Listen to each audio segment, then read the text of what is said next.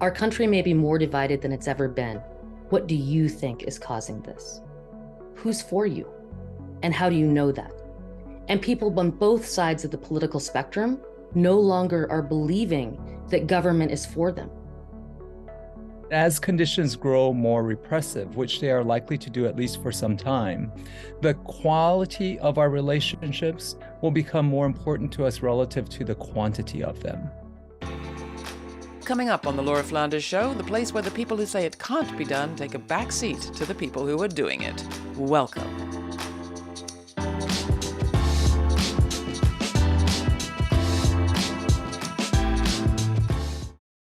Democracies are facing rising threats, both here and globally. Today, to think about this, we are going to zoom in to Idaho. Idaho is one of the most conservative places in the U.S. It's a state whose legislature includes leaders of extremist movements and where progressives, the minority, are basically locked out of every branch of government. As the 24 presidential campaign heats up, Idaho is not a place that Democratic strategists will be thinking about much. But writing off places like Idaho and the people who live there is a mistake, say our guests today.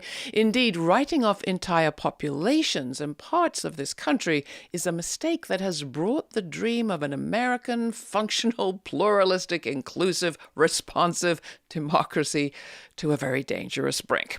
Adrienne Evans is the executive director for United Vision for Idaho, the state's only multi-issue progressive coalition. Not so long ago, I got to visit with her in the state capital of Boise and see how she and her colleagues work on the ground to build relations across difference. We're also welcoming back to the program today Scot Nakagawa, director of the 22nd Century Initiative. That's a new relationship-building network he'll tell us more about. Scot has worked for decades to deepen democracy and confront authoritarian threats, starting in the 1980s, confronting white militias in the U.S. Northwest. A little later, we will get a glimpse of the Rural Democracy Summit that both Scot and I participated in Boise in November of 2023. But first, it is my great pleasure to welcome back to the program Adrienne Evans and Scot Nakagawa. Thanks for being here both. Welcome. Thanks so much, Laura.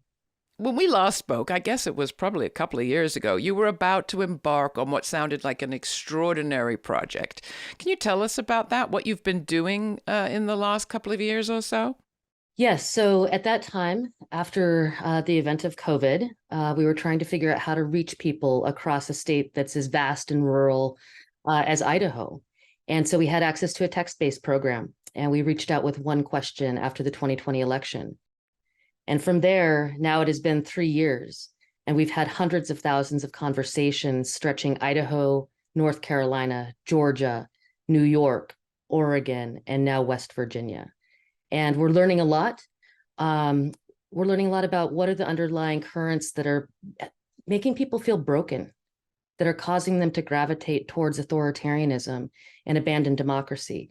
And we are learning how to have conversations across difference and be able to really, see each other as human beings and not just as an opposing political party.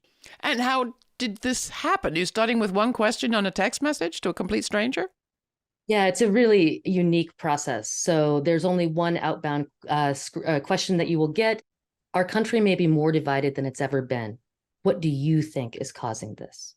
From that point forward, you never have another scripted response. You are coupled with a person, often people across the country who've never had a conversation with someone living in a rural place before. And together, you'll explore the differences, the commonalities, the challenges, and figure out what is it that we both are feeling and what maybe caused that, what's underlying that. I think one of the things that we say text message, but this is such a unique program, we're also learning about language, what language works and what doesn't. So you don't just have people off there on their own having text messages. You have a project with some heft to it. Absolutely. So it is a very, very robust training. There's a 62-page searchable narrative guide to help people learn, right? We all have to learn how to do these things, learn how to have nuanced conversations based on anything someone says to you. to do so with respect, but also that doesn't mean sacrificing our ideas or beliefs, right? It means understanding that we have to act with humility and grace, for each other. And that's the way forward. How do they go? Give us an example. Sometimes they start like you would imagine, very vitriolic, very suspicious. The number one thing that people say to us is, no one from your side has ever reached out to ask what I think or feel before. The responses often get to a point of, thank you. Thank you for taking the time. Thank you for learning about my experience so that maybe we can deeply understand each other differently. And it's humanizing, not just the people that we're talking to, but it's humanizing the people that are doing the outreach to see the struggle that often, is very invisible because we haven't made rural places a priority in this country. So, Scot, looking at what is happening there in Idaho and across the country, but United Vision for Idaho at the heart, what role is it playing? How significant is what they've done, given how many urgent things are out there that you can see? Well, the Northwest, Idaho and Oregon in particular, have been early adopters of this sort of white nationalist mode of organizing on the part of white supremacists in the United States. The story goes all the way back to the early 80s, when Idaho and Oregon and other Northwest states were targeted by the white supremacist movement of that time in a campaign of strategic realignment and institution building that they launched in that period. The Northwest was considered the whitest part of the country and therefore the most ripe to create a white homeland in. In Idaho, they established the Aryan Nations compound. And in Oregon, they moved organizers, neo-Nazi professional academics and intellectuals and money to the state in order to be able to build a base there for far-right ideas and anti-democratic organizing. So the particular targeting of the Northwest has resulted in us being kind of a bellwether for the country. It is a harbinger of where we may be soon in many other parts of the country, and therefore really important for us to learn from and intervene in. As you describe it, I feel my heart racing, and I think about the rise of white nationalism and militia organizations, and you've been part of confronting some of them. Typically, what we've seen called for from progressive forces is legal prosecutions, arrests, detentions, incarceration, the banning of certain organizations. Do we have time for 700 text messages? We always have time for 700 text messages. The problem is that we often feel we have no time. We react to every emergency and don't make the kinds of investments in the future we need to make. One of the most important things that we can engage in now is foresight planning, to think ahead to what might happen at each turn. We lose our ability to affect elections as majorities, what do we do next? If we turn to the boycott and to the general strike and that doesn't work, what else do we need to do? What kinds of alternative institutions do we need to create? What kinds of formations do we need to create in order for people to remain engaged and fight again for the right to organize and dissent against our government? And Adrienne, I'd have you answer that question too. I hear the case, but I also imagine that you have at various times felt the urgency. Talk about why this strategy now and what you make of the kind of calling for prosecutions, incarceration strategy that's been so often pursued. Yes. And to be honest, what I would say is that some of the impetus for this outreach was not just to help bridge the American people and the divide that we face. It was also a wake-up call to the progressive movement, who have taken the most expedient path that I would argue have led us to this moment. Scot and I are often in spaces where we talk about the effects of an unattended democracy, not democracy like the outcome, democracy like a verb, like the process of being able to hold multiple truths, engage in complex conversations, and still hold each other with dignity and respect. We have lost fundamental skills, and we have come to see each other as enemy rather than in a shared collective journey with the consequences that affect all of us. And I would say the one thing, coming from a rural space, Laura, that's really important, and I want to emphasize for viewers. Yes, none of the things that we are seeing now are surprising to any of us who have been living in these areas, but it should be stunning, because what was once the reality of rural people, of Idahoans, is now the reality of every American in this country. We have lost so many of the levers of power that it takes but one piece of legislation to strip away rights and the right federal judge to make that the reality for every person in this country. What won't work is to treat people like products, like all that they have to do is vote and will only come around and talk to you every 2 or 4 years. We have a lot of people on this show that describe what they see as happening as being a backlash. That certain people, disproportionately white, male, cisgendered people, are feeling insecure and experiencing a sense of threat at the rise of a multiracial America, demographically speaking, not to mention the LGBTQ rights movement, feminism, immigration rights, civil rights, you name it. Is that analysis wrong? Scott, and then Adrienne. Well, it's both right and incomplete.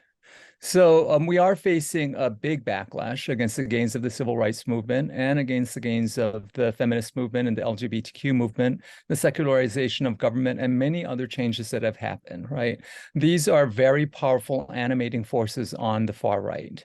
But we also have to recognize that the phenomena we're seeing in the United States is not just happening here within our borders, but around the world. There are nations all over the world that are turning to autocracy. The majority of the world's people now live under autocratic governments, and year after year, that number is increasing. So that can't be explained by backlash to the civil rights movement in the United States, can it? So we need to really start to think about what it is that's causing us at a global level to move in this rightward direction. And I would argue that what we are really facing here at root is a kind of loss of faith in the nation state as a satisfying way of understanding who we are and how we are safe and well in the world. And as people move away from faith in the nation state as the primary kind of container for our identities, they reach to the ones that they were taught are valid to them after that: race, ethnicity, religion, etc. And so we see a rise of ethnic nationalism as people turn to these other kind of identity containers to make meaning in a world in which nation states have lost their magnetism and ability to explain things to people. And so that's the result then of a long history of neoliberal policies that have basically gutted the democratic functions of governments like the United States and others around the world, while insulating markets from democratic decision-making and causing our economies to become very unstable. And so that kind of precarity that people feel then is being interpreted by right-wing manipulators through the filter of fear about the other. And so we're being postured as us and them in this process. Although those material needs are interesting to me. And Adrienne, I'm imagining people in your conversations didn't talk about the magnetism of the nation state, but they may have talked about cutbacks in services. What did you hear? Yeah, I mean, I think what might surprise people is a lot of people are actually, while they may not be articulating it as well as Scott does, right? That is really driving a lot of this, right? And Scott and I've talked often about who's for you. And how do you know that? And people on both sides of the political spectrum no longer are believing that government is for them, that they have access or the ability to change the things in their lives. They no longer believe that a better world is possible for them or their children or grandchildren. And when you lose the faith in institutions like that, no wonder when authoritarianism comes in and offers to break that, it sounds pretty good. And it's presumably not just a feeling. I'm sorry to sound so materialist here, but there have been actual changes to what people can expect from the state. Haven't there? Mm-hmm. Adrienne? Yes, and it's getting worse and worse. Like what? Well, I'll say that, Idaho, not always, but has been a Republican trifecta for many, many years. Now, moderate Republicans no longer have the ability to advance their objectives because those houses have been occupied by people who are leaders in white nationalist movements. And so we're seeing just an ushering in that are breaking down norms and values at a rate that should be alarming and startling. It's like the chaos has now become the normal, right? And once that starts to happen, the faith in that, even participation, right? We've always struggled with voting, numbers, but we're now talking about people who no longer believe that there's a solution possible through the agencies of government. right? And yes, material, needs are absolutely a part of it, because the systems have been failing them. Now, they haven't been failing us all in the same ways or to the same degrees. But I think the thing that unites us is to understand that the work that we need to do is literally on the system itself. There are lots of things that we actually agree on that could help us save the democracy that we have and build on it going forward together. But again, that is deep work, and it takes a real investment. And to Scot's point, when we treat people like transactions, we will never arrive at that point. United Vision for Idaho convened the first ever Rural Democracy Summit in Boise in November 2023. And a highlight of the event, which attracted speakers from all across the U.S., was a bus trip into the countryside. In the tiny town of Notus, not far from where Evans grew up, the group visited the historic Notus garage and met its proprietor, Randy Taylor. This is the gentleman that I met the other day. And I said, well, I'm here with some of my friends, but he graciously has offered to unlock the store and visit with us for a bit. Guys, come on in. Yeah, come on in. This is actually my mother and father in 1938. Wow. Right out here in front. If you wanted people to know something, or something really important about Notus, Parma, some of the towns, that we've lived in and live in, what would it be? Actually, the thing is, farming is what made made all of our communities around here. Was when the water got here and farming become doable. Because this was desert before the Black Canyon irrigation come in. And but things have gotten just so rough on regulations that a small farmer, when I grew up, a farmer was 20 to 40 acres. And they could survive on that. Well, now, if you don't have 3,000 to 5,000 acres, you can't make a living. I still have hopes that through elections and stuff, we can change things. But there's a lot of them here that feel like it's beyond that. What we can learn from Idaho about the future is tremendous, right? Idaho has been basically deindustrialized. Primary resource extractive industries have left Idaho. The state that was once the home to the richest farmers of America is now in a state of terrible disarray in terms of its economy. And government has not stepped in to solve these problems. Instead, far-right actors have stepped into the fray and narrated these problems in ways that have directed the attention of people who are suffering to people like me, to people like us, to those they perceive to be liberals, to those who they perceive to be outside of their identity tribes, who they now view as the enemy.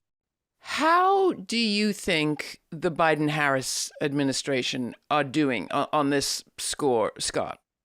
Well, the Biden-Harris administration has done some good things, but my greatest concern about the Biden-Harris administration's strategy in this moment is that they're specifically trying to compete for the attentions of white voters, right?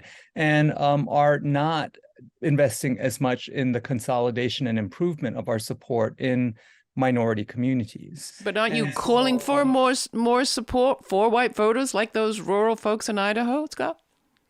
Well, we should be competing for their attention, but we should not also forget that a key constituent of any pro-democracy movement in the United States is communities of color, and in particular, the African-American community.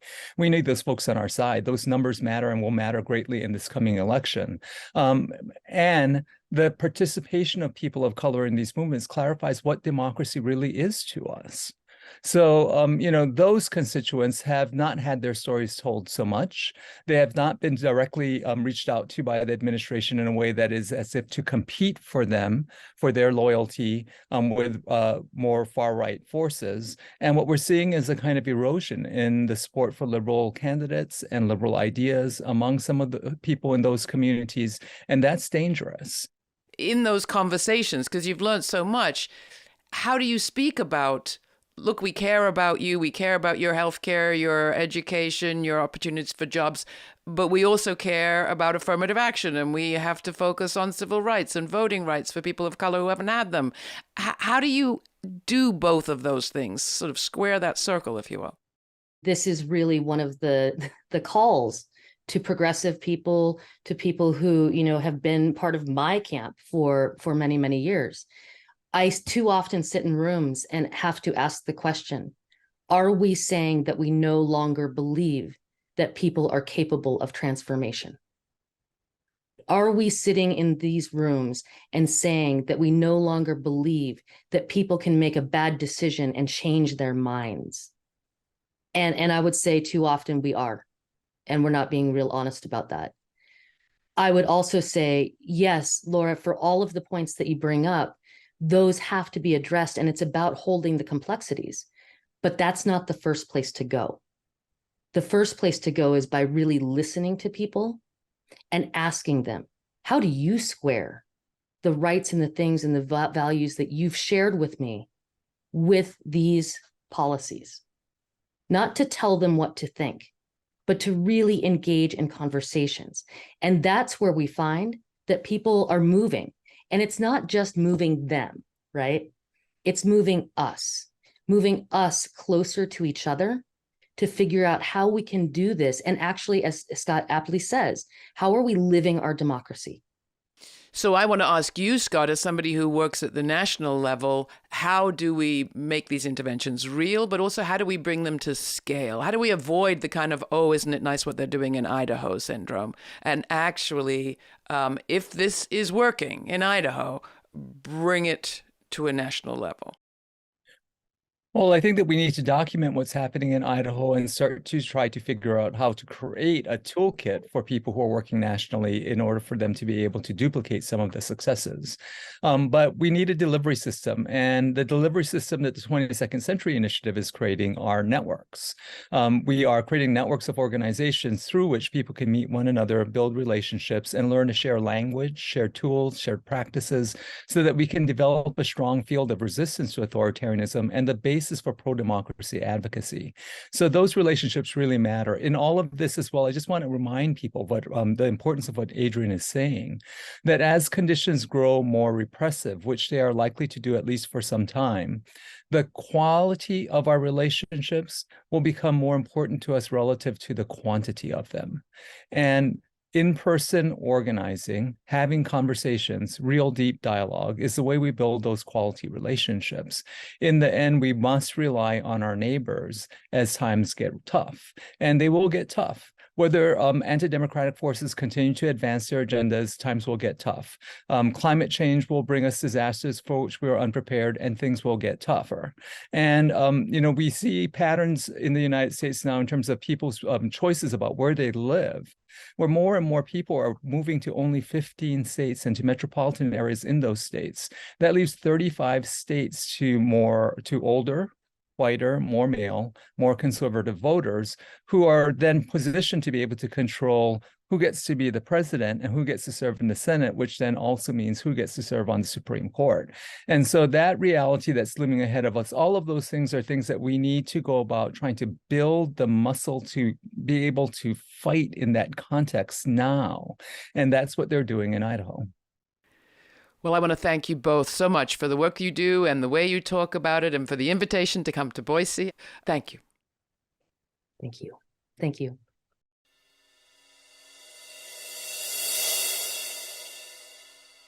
Why is it so easy for a minority to wield power in these United States? Well, history contains more than clues. We're taught a lot about the constitutional debates between farmers and merchants and the power of the slave states. But we think less about the fear those lawmakers had of the unruly urban mob. But who was it who fueled the riots and rebellions that led up to the Boston Tea Party? It was that urban lot.